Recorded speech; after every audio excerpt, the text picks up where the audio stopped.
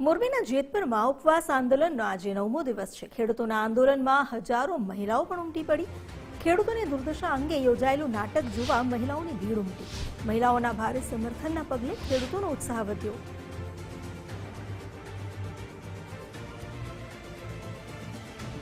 સતત ચાલી રહેલા આ ઉપવાસ આંદોલનમાં હવે મહિલાઓ પણ મોટી સંખ્યામાં તેમને સમર્થન આપવા માટે ઉમટી પડી। રાત્રિ સભાઓ તો યોજાતી હતી, પરંતુ આ વખતે ખેડૂતોની દુર્દશાને ઉજાગર કરવા માટે એક નાટકનું આયોજન કરવામાં આવ્યું, જેને નિહાળવા માટે પણ મહિલાઓની ભારે ભીડ ઉમટી પડી। જેતપુરમાં ચાલી રહેલા ખેડૂતોના આંદોલનમાં આ ભીડથી ખેડૂતોને પણ પ્રોત્સાહન મળ્યું।